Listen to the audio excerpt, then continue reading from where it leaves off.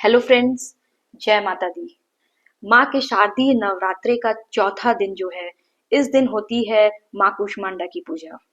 माँ ब्रह्मांड के मध्य में रहती हैं और पूरे संसार की रक्षा करती हैं। माँ कूष्मांडा की पूजा करने से व्यक्ति को यश, बल और धन में वृद्धि होती है। माँ कूष्मांडा का जो बीज मंत्र है वो कुछ इस प्रकार है। कूष्मांडा ऐं ह्रीं देव्ये नमः। कूष्मांडा ऐं ह्रीं देव्ये नमः। कूष्मांडा ऐं ह्रीं देव्ये नमः।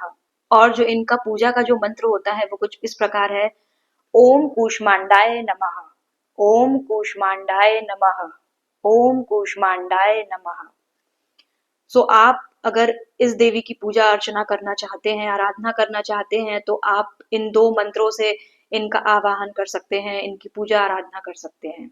फ्रेंड्स, ऐसा कहा जाता है कि जब ब्रह्मांड में कुछ भी नहीं था और चारों तरफ अंधकार ही अंधकार था, तो माँ कूष्मांडा अपने हास्य से इस ब्रह्मांड की रचना की और इसीलिए इन्हें सृष्टि की आदि स्वरूपा या आदि शक्ति के नाम से भी जाना गया। इस देवी की 8 भुजाएं हैं, इसलिए अष्टभुजा कहलाई। देवी के 7 हाथों में धनुष, कमंडल, बाण, कमल पुष्प, अमृतपूर्ण कलश, गदा और चक्र है और 8वें हाथ में सभी सिद्धियों और निधियों को देने वाली एक जपमाला है।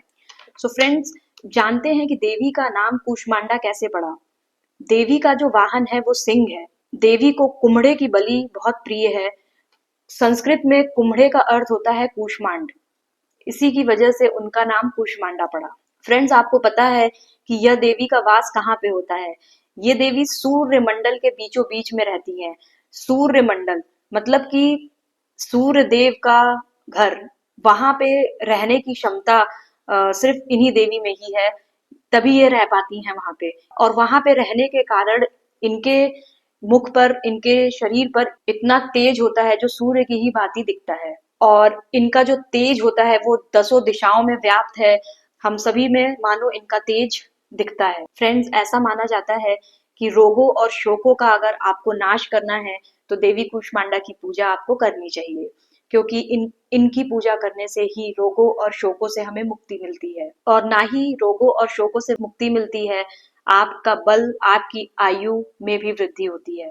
तो फ्रेंड्स, इतने सारे अगर आपको लाभ एक देवी की पूजा करने से मिलता है तो क्यों ना किया जाए। और अगर आप सच्चे मन से देवी कूष्मांडा की पूजा करते हो तो ये अपने सभी भक्तों पर बहुत ही ज्यादा प्रसन्न होकर अपना आशीर्वाद देती हैं।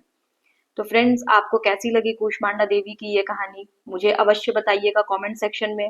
तब तक के लिए मिलते हैं आपसे अगले दिन इसी एनर्जी के साथ, एक नई कहानी कथा के साथ। Be happy, stay healthy, stay safe. धन्यवाद। जय माता दी।